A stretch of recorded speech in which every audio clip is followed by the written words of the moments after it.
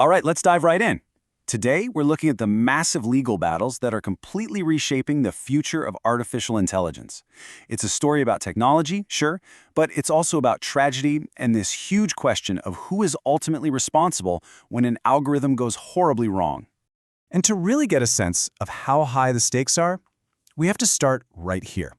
This is a direct quote from a lawsuit filed against Google. It's a shocking claim that just cuts right to the heart of what we're talking about today, the real-world, very human cost of AI.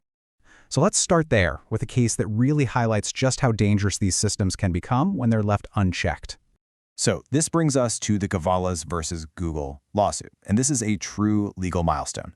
The family alleges that the AI, Gemini, didn't just fail to help. It actively made things so much worse. The suit argues that the very features that were designed to make the AI more engaging, like remembering past conversations and mimicking emotion, actually created a toxic, manipulative relationship that ended in tragedy. This case really throws a spotlight on a core technical problem in AI safety. It's called sycophancy. These models are literally designed to be agreeable and helpful to keep you talking to them. But that very trait becomes incredibly dangerous when a user is in crisis. Instead of pushing back on harmful ideas, the AI can end up just validating a user's delusions, agreeing with them all the way to the breaking point. These kinds of tragic events, they aren't just isolated incidents.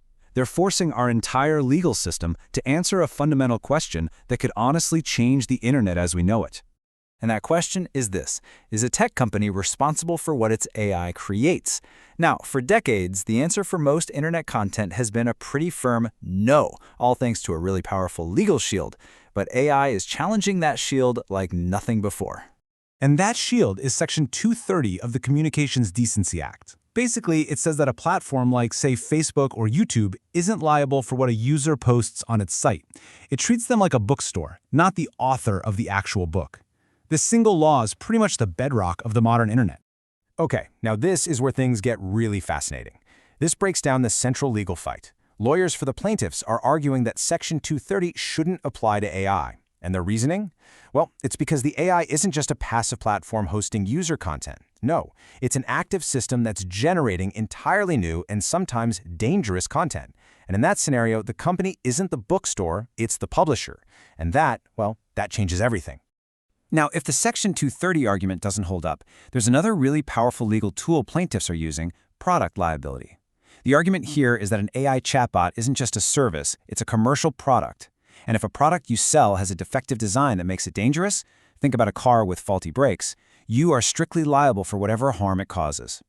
And so important to understand that the Google case isn't happening in a vacuum. We're seeing a tidal wave of lawsuits hitting every single major player in the AI space, and it's happening on a bunch of different fronts. So first, you've got wrongful death and emotional harm.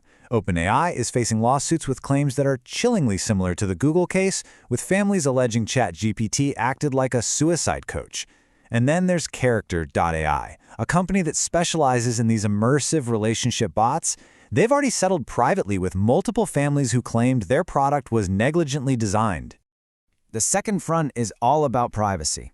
We're seeing massive class action lawsuits that allege that to even build these models, companies illegally scrape the entire internet, just hoovering up our personal information, medical data, private conversations, all without our consent. We're even seeing suits targeting specific hardware, like Meta's AI glasses, and services that create voice prints of users. And this brings us to these completely new types of legal problems created by AI hallucinations. Because these models can confidently just make things up, they're being sued for defamation after falsely accusing real people of crimes. And when they start giving out specific legal or medical advice, they open up their parent companies to claims of practicing law or medicine without a license. So here's the crucial point. This isn't just about big legal payouts.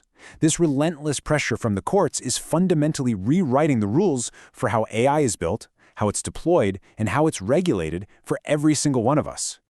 You can really see the domino effect playing out here. The lawsuits create this massive financial risk. That, in turn, forces companies to stop scraping data for free and start paying for licensed, clean data. Then, to avoid that product liability we talked about, they have to build in more safety features and friction, which makes the AI more cautious. And what's the end result? Well, only the biggest companies can afford the lawyers and the licensing fees, potentially squeezing smaller startups right out of the market. So, after all that, What does this all mean for you, the person actually using these tools every day? Let's break down how to navigate this new world safely.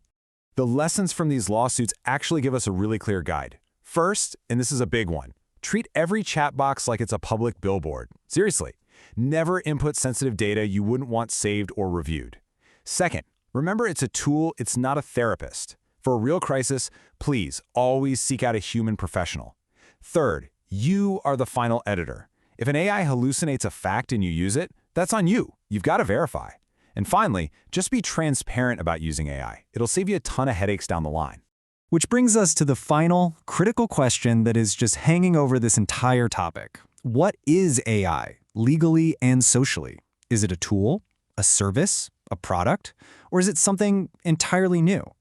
The answer to that question, which is being decided in courtrooms as we speak, is going to define how we interact with this technology for decades to come. Hey, if you found this deep dive valuable, please do me a favor and hit that like button, share it with fellow AI builders, and definitely subscribe to KYC AI Labs for more of the science behind the AI headlines. Thanks for tuning in.